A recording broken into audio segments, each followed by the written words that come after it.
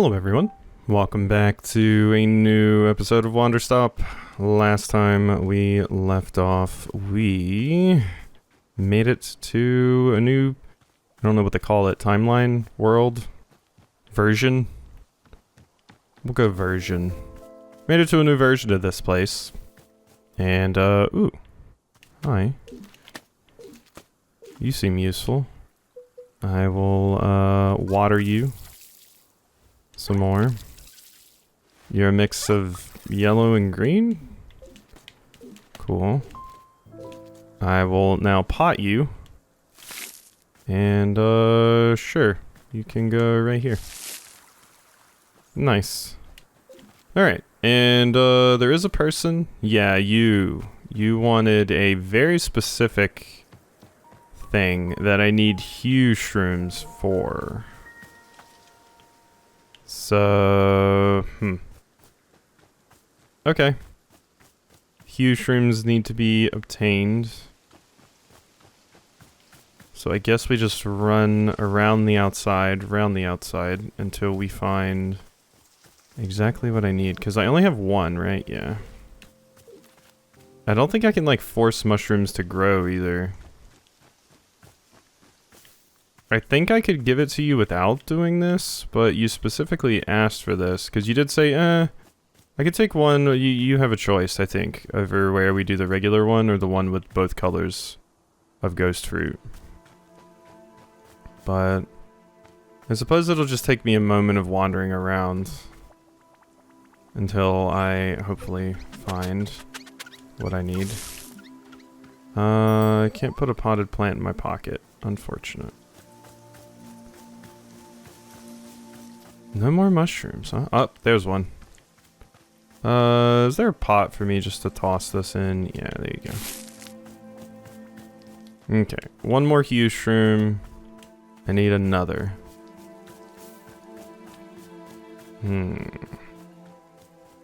Question is, where am I going to get that? Ooh.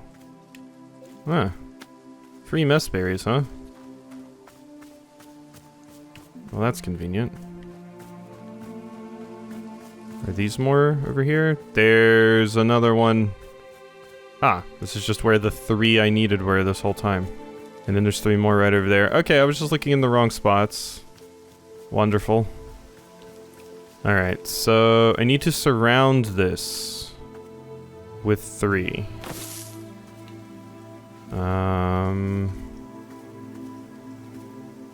Here. And then here? Is that it? Yeah, there we go. Okay. Cool. Alright, and now we have a different color. Nice. Ghost fruit. That pocket is full. Okay. Let's go over here and see about putting some of these on my shelf. Oops. Yeah. So up there you go. Regular ghost fruit. I will say the first one looks more ghostly. Blue loops. You I will take. You I will take. And prism peppers. Whoops, the mess berries can go down here. There we go. I need like another shelf just for ingredients. Do I need to organize my ingredients like this? No, absolutely not. Do I want to? Absolutely yes. Alright. So let's just check with you. That is what you wanted. Just inquire. You recall the ingredients, don't you? Lavender, ghost fruit, and a color swapped ghost fruit as well. Lavender? I don't have lavender. How am I gonna get lavender? The anonymous sender of packages. Hello, this is Mayor Quimson writing. I am following up on a series of cases that Detective Greyline had been assigned to, and I am told you were only solved once you sent the exact evidence needed to solve them. After your most recent delivery, concrete evidence that Farmer Little did not tar and feather his own house, I have made the decision to relieve Detective Greyline of his duties and instead place you in charge of all criminal investigation in our fair city. Realize this may come as a surprise, but all of us here are more confident you will be up to the task. Please know you have our full support, and we will be eagerly awaiting your next delivery. Thank you, and continue your tremendous work. Farmer Little asked me to send you some of his award-winning soup. Soup? It's just a trinket. Yeah, sure. Little bit of soup. I do love soup. Can I put one on top? No. Okay. Where do I want this then? Let's put it here in case, you know, I get hungry. Soup. Soup. Okay. Now, my field guide. We need lavender. Prism peppers, blue loops, painted gourds. Ah, bright and tangy with hints of lavender. Enhances one's awestruck amazement at the vastness of nature. So, it needs to be a blue. Surrounded by some other things. So, let's put you away. Nope, seeds. I'm pressing all the wrong buttons. Okay. The center is like right here. So, yeah, we do right there. I currently, at the moment, still have them in a straight line, so... So, it's not blue surrounded by yellow, and it's not blue surrounded by blue. So, blue surrounded by green or pink. It says it's bright, so...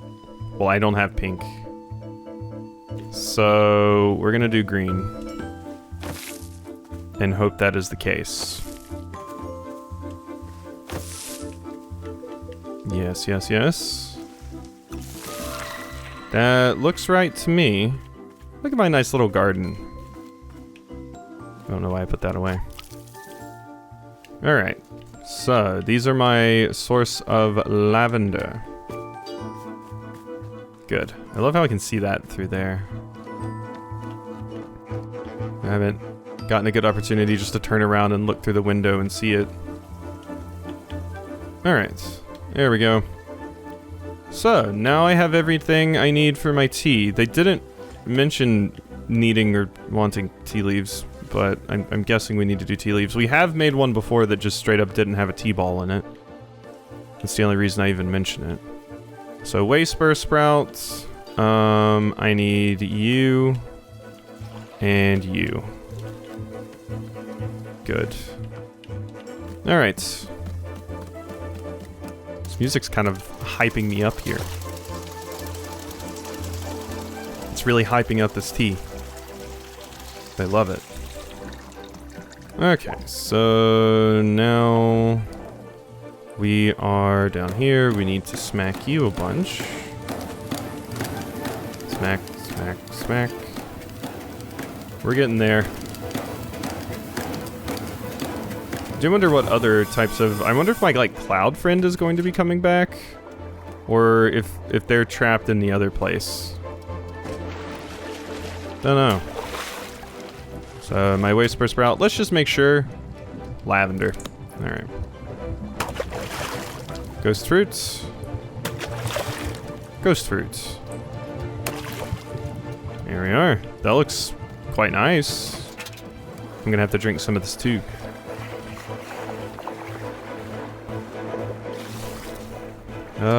Pour.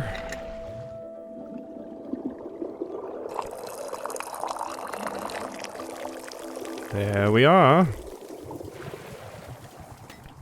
Alright, where'd you go? Still just sitting here? Here you are. Splendid, thank you.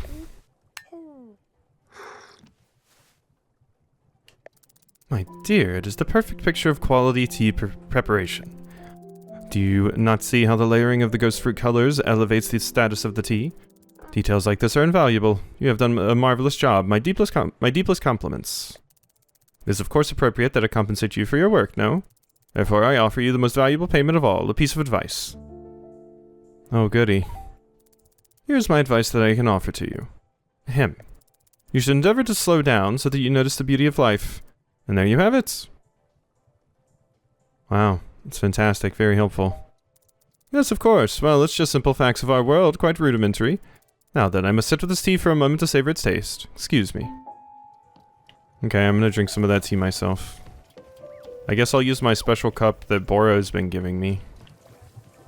Which is one of the ones we found last time. Oh, hey you. Give me that. I need that. Thanks for setting it on the ground. I don't know how Alta ended up over there. Wait, what is happening? Oh my, it set something down on that when there was already something sitting on it? And so it made a creepy floating teacup. And now I think this is stuck here. I don't think I can get that back. Can I set something down to replace it? No. Oh, no. Can you pick that back up, friend? Can you get it? You broke it. Look at what you did. Look at the crime you've committed. Unrepentant. Doesn't even care. Yeah, I think that's what happened. I think there was an empty cup, probably placed by that character, sitting on this table. The Pluffin walked up and set the package on the table, which then caused the cup to float in space. What a mess.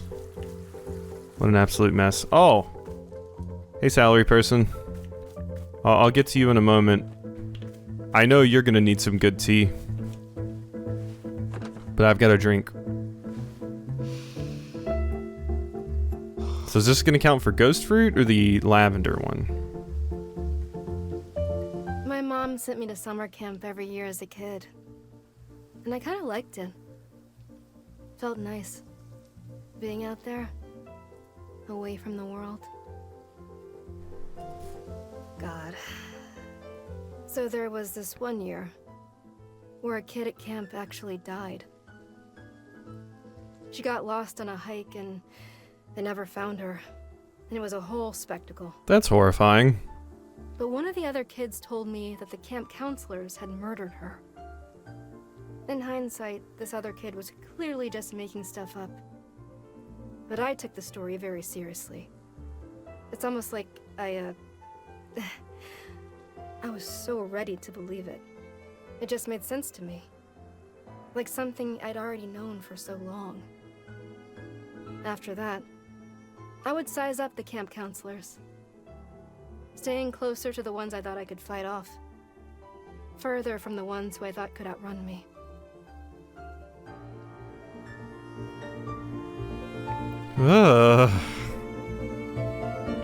God. What a horrible childhood story. Feeling unsafe around your camp counselors? Don't like it. Don't like it one bit.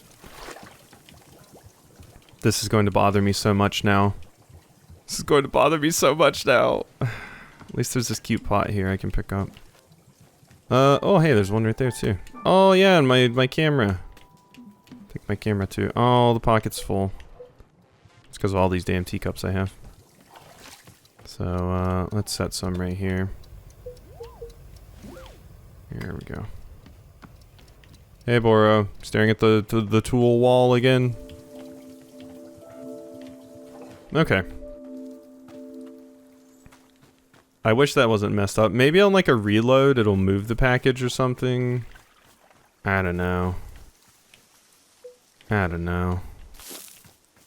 Let's put some things in pots over here. Here you are. Might as well fill them in with something, you know.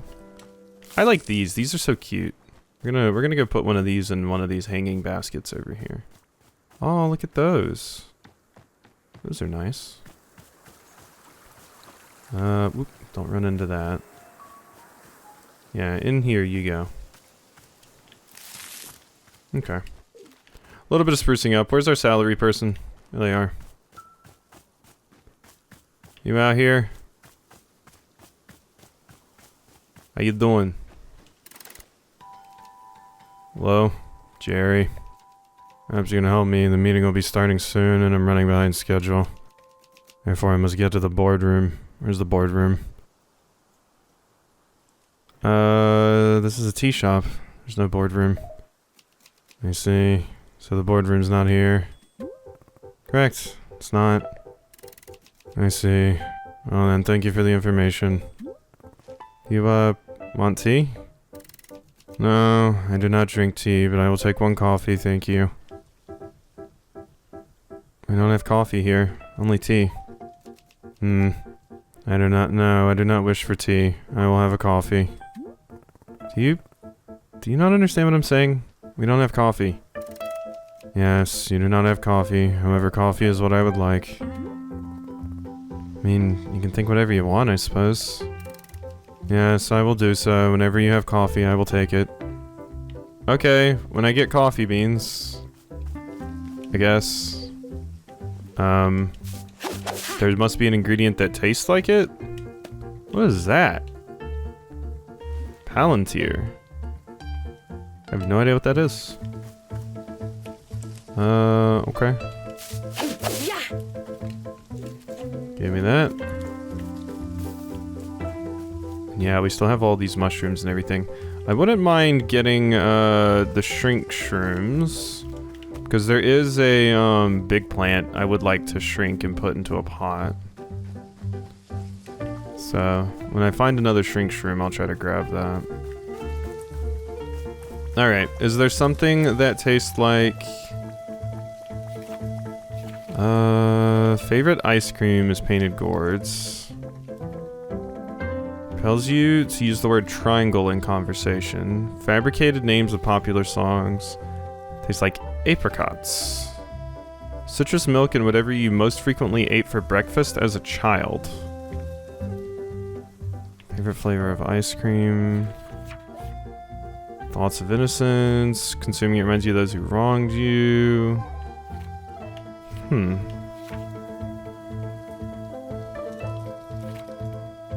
Then consuming those think about enhances one's awestruck amazement at the vastness of nature. Thoughts of innocence. I mean, I don't think you frequently ate coffee for breakfast as a child. That would be weird. You also don't eat coffee.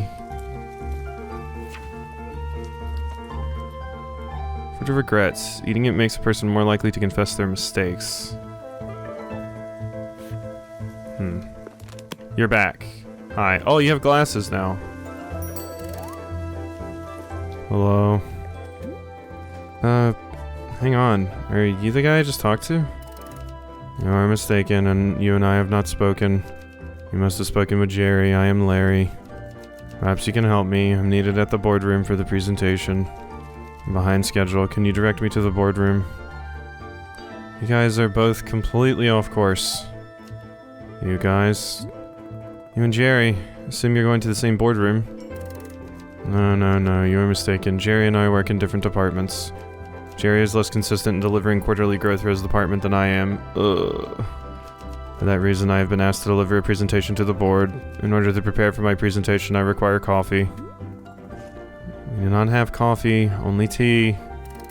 I see. However, it's important that I not deliver my presentation until I have coffee. Therefore, I will wait here until coffee becomes available. Sure. Okay, so both of them are waiting on coffee. Wait, can I pick it up now? I got it! Or is this a different one? Why? I just saw you fall down. That looked weird. It's the other side. Okay, the question is, though, is the other one still sitting on the... No, it moved. Okay, useful. Alright. Hello, it's Book by Mail Club. Unfortunately, I have to apologize to you. After I sent out the previous book, several readers wrote to remind me that Dirk Warhard as a character is an outdated model of masculinity in law enforcement, a product of his time. Yup. I recognize that as cultural norms change, it's important to reflect on what our media implies and accepts. So this time, I'm sending you an analysis of the Dirk Warhard character and franchise to better contextualize the novels against the social circumstance in which they were written. Until next time. Yeah, I mean, it's important to keep the times that they were written in your mind, you know? Do I read it now?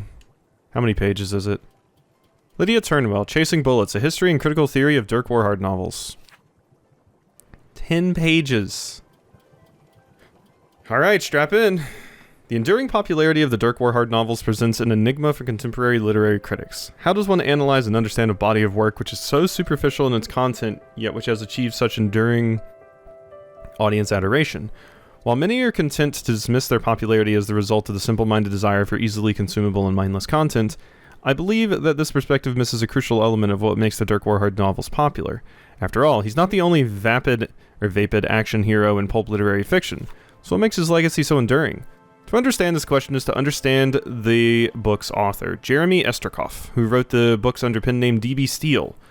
Did not always produce such simple-minded literature. The novels he wrote early in his career, while similar in theme to Dirk Warhard, walked a much more nuanced line in their portrayal of action heroics. For instance, The Flag Bearer Rest at Dawn depicts the struggles of two brothers on either side of a civil war whose fraught attempts at reconciliation are complicated by the constantly changing messages of state propaganda. A few years later, Esterkoff published Final Eyes, a futuristic thriller about a government agent whose desire to serve justice humanely is challenged by the encroachment of efficient yet thoughtless robotics into the world of law enforcement. Esterkoff has repeatedly declined to speak publicly about these early works, or indeed about any of his oeuvre? Oeuvre? I'm guessing that would be oeuvre. In time, he came to be known as an enigmatic recluse, someone who emerged from isolation only to deliver a new piece of work. His reticence to explain himself therefore invites a great deal of speculation as to why he shifted away from writing more nuanced material to instead pen Dirk Warhard novels. Of course, it's impossible to ignore the financial failure of his early novels, yet to focus on sales may miss the bigger picture. Esterkoff was known to have a contentious relationship with his publisher, who at the time was attempting to capture a more artistic and socially conscious audience, and so put extensive pressure on him to make public appearances for press and the reception of awards. Esterkoff bristled at the insistent, resentful of being asked to participate in a literary social world. We are then left to wonder whether the shift towards mass audience literature was actually a move by Esterkoff specifically intended to rebel against the wishes of his publisher. Yet regardless of Esterkoff's intentions, what's indisputable is that the moment he shifted his efforts, he found immediate commercial success. I mean, I can kind of relate to the wanting to just do your thing without particularly being in the limelight and having to like network and, you know, go out and sell yourself and stuff. Can't you? I would if I was going to write, rather just write books where I can just kind of chill on in by myself and not particularly have to overly interact with the fandom and go to like press events and hawk myself and network. His very first Dirk Warhard novel, On a Wing and a Bullet, became a global bestseller and brought the name Dirk Warhard into the public vernacular. Within 3 years, Esterkoff had published a further 6 novels in the franchise, including bestsellers Bullets O'Clock, Edge of a Bullet, and Knives at a Bullet Fight. Who is Dirk Warhard exactly? Going by the novels, he can be difficult to pin down. He is consistently portrayed as stoic and unflinching. Yet with each novel, he shifts socio-politically in order to meet the needs of the story. The best example of this is the perpetual question of whether Dirk Warhard works for the government or not. The answer seems to change in each book. His role in the execution of justice fluctuates between being a public good and being a rogue renegade, sometimes even within the same story. Yeah, I've seen that. Sometimes you're like working for the government, and sometimes you're just like a vigilante. Dirk Warhard is also the embodiment of a stereotypical heteronormative masculinity. As the novels exploded in popularity, so too did they begin to attract criticism for their portrayal of Warhard's relationship with masculinity. As writer Laura Erhauer phrased it, Dirk Warhard romanticizes male infantilization to an audience for whom contemporary expectations of masculinity have become far too nuanced. This and other criticisms resulted in a bitter retaliation from Esterkoff, who chose to respond to his critics not via public statement, maintaining as ever his trademark aloofness, but through the novels themselves. His subsequent novel, Straight as a Bullet, was a naked attempt to repudiate his critics by having Dirk Warhard double down on every one of his most egregiously masculine tendencies. In the novel, Esterkoff's longest ever Warhard makes love to over 120 women and kills dozens of vegetarians. Oh my god. You were so angry about this, Esterkoff. The exact phrase, "I'm a man and nothing will change that," appears 26 times. It's at this point that the novels begin to drive toward a very specific thesis. Dirk Warhard is incapable of fundamental change, because he is who he is as a result of inherent traits rather than as a product of social or political impact. For instance, in the Bullet Complex, the villainous Dr. Shumptuck genetically modifies Dirk Warhard to make him a more compliant and passive as a person. Yet Warhard's genes literally resist the transformation, rearranging themselves back into their natural configuration just moments after the procedure is complete. This is a recurring theme in subsequent books, such as Face Full of Bullets and Bullets Forever, wherein the villains become focused less on personal gain and more on simply trying to change Warhard. Interesting. I feel like Dirk Warhard would buy that stupid shit that I see at the store, where they have to specifically market, like, baby wipes or, like, facial wipes to men by making it as overly stupid masculine as possible by calling them dude wipes and having flavors like chill, breeze, and cool, mint, and stuff, because it has, like, black packaging and stuff, and cool colors instead of, like, the, you know, the white packaging that they normally have, because to apparently get men to wash themselves, they have to make sure that, oh, well, these are manly wipes, so you can pick these up. They're not like those other ones that smell like lavender. Ooh. It's so stupid. Are people so fragile that they need that? It's okay. I shouldn't say people, I should say men, because that's what it's for, but my god. Ugh. It's in this trend that we see the core appeal of Dirk Warhard begin to emerge, a repudiation of the value of socio-political change. Change is the only consistent villain of the Warhard novels, the only concept towards which he remains consistently hostile. Even Warhard's notion of justice is malleable. At times he considers crime necessary to achieve justice, while at other times the elimination of all crime is the only path to justice. Yet in no circumstances is change acceptable for himself or for anyone else. Yeah, he's kind of like a terribly written, awful Punisher, because Punisher shares a lot of the same things, but it's intentional in the Punisher. Like, the person that writes for the Punisher doesn't intend for you to think Punisher is a good person or identify with the Punisher, but it has had a lot of effect of people that would like Dirk Warhard also being like, yeah, the Punisher's cool and great. It's like, no, you're not supposed to think that. I mean, it's fine to appreciate it as a character, but if it's like literally a situation where you have people going around, like, you know, putting Punisher logos on their cars and stuff, and, you know, like cops having Punisher logos and stuff, that's stupid. You're completely missing the point. You are the joke and the thing that is being talked about in Punisher stuff. Of course, we are again left to speculate as to the exact nature of Esterkoff's personal belief in the content he was creating. Are we to see Dirk Warhard through the eyes of the author, who once penned serious and moody works of nuanced interpersonal intrigue? In this sense, the Dirk Warhard novels could be seen as a satirical lampooning of mass media interests. Or are we to assume that Esterkoff truly did come around to believing in the fundamental righteousness of never changing? This thematic thread may have continued through the novels if not for a personal setback. Esterkoff's brother passed away after the publication of The Bullet Hunts at Night, at which point Esterkoff's prolific pace slowed dramatically. The loss devastated him. After several years of silence, he emerged from isolation with a new book, Whispers of a Broken Bullet, in which for the first time ever, Dirk Warhard becomes a deeply emotive character. Warhard monologues on the nature of pain for over a dozen pages and openly cries twice. There's no villain or central conflict. Warhard simply travels from place to place, remarking grimly on the various people and locations he passes. I'm sure a lot of people that were big fans of Dirk Warhard didn't like that Warhard cried. Showing emotion? What? In some ways, the novel feels like a return to Esterkoff's earlier works. If the response to his early work was muted, the response to Whispers of a Broken Bullet was hostile. Who would have thought? Fans of the series uproariously decried the changes and demanded a return to form, whether as a capitulation to public response or perhaps a desire to distract himself with work of a less nuanced sort. Esterkoff abandoned the new angle on Dirk Warhard. His next book, Bullets Don't Cry, saw a decisive return to the Dirk Warhard of old. In this book, Dirk Warhard murders over 400 people, including the Prime Minister of every nation on the planet, becoming the Prime Minister himself in several countries. His tendency toward cannibalism, already alluded to in previous books, ratchets up with the invention of his new justice cannibalism technique.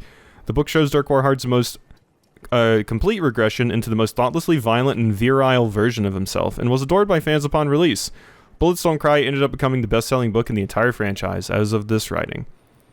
Yet the series' resurgence was short-lived. A few years and a few novels later, A bombshell investigative report revealed that for an unknown amount of time, ghostwriters had been doing much of the work on Dirk Warhard's books. Yeah, I've heard about this before. It's a common thing, I feel. Esterkoff was at this point in his declining years, and his publisher had progressively been enlisting uncredited staff writers to take over a significant amount of writing. Yeah, because they just wanted to keep pumping. It was never revealed what sections of the later books were not written by Esterkoff, or indeed if he wrote a single word of them at all. But those hoping to hear an answer directly from Esterkoff were crestfallen when he passed away a few months later. In the wake of his passing, the publisher openly turned to ghostwriters to continue the series, albeit strictly in sequel form. Sequels such as The Fastest Bullet Alive 2, even Faster Bullets, failed to elicit a critical or commercial response of any significance. To this day, the publisher continues to produce these sequels, still bearing Esterkoff's name, to a decidedly middling reception. The failure of these sequels and question of the novel's authorships invites a question. What was it that gave Esterkoff's heroic protagonist such broad appeal in the first place? Whether he wrote from a place of satirical mockery, or from a genuine belief in the need for regressive masculinity, Esterkoff's intentions were never truly dissected. His most enduring legacy, therefore, is not just the character of Warhard, but a collective disagreement over the authorial underpinnings of the Dirk Warhard franchise. It is a question as enduring and unchanging as Warhard himself, and one which will be irrevocably affixed to the institution of literary criticism. That was actually a neat read. That feels like something I would read in a journal, or I would have had someone write. I would have been peer reviewing someone else writing this in college. So that was neat. I like to think that Esterkoff wrote it from a place of satirical mockery, but usually if it's from a place of satirical mockery, you can dissect some of the, criticism in the work itself. It's not all, worship, I guess? Like, you can read The Punisher, and The Punisher shares a lot of the same things, but you can also look in The Punisher and see where it is particularly critiquing the way that Punisher does things and his thoughts. So you can see from the author's perspective, they are saying, like, yes, I am writing about this character that is doing all of these things, but I also don't agree with it. So, I don't know. I'm getting way too into areas where I have no right talking because I have no literary knowledge or anything like that, and don't trust my opinions on anything, quite frankly. That's why I don't often give long-winded opinions on anything and never have much interesting to say. Because, yeah, I don't trust it. So, I don't trust in my ability. But, ooh, a unicorn. That was quite the segue. I don't trust in my opinions on anything. Ooh, a unicorn. Wonderful, wonderful. Okay, let's put this here, and then we will end the episode. Sure. Ooh, a unicorn. God, you couldn't have had a better time at the pop-up. I wish you put it the other way, honestly, so we could see the entire thing, but that's fine. Alright, hope you enjoyed this episode, and I'll see you next time for some more.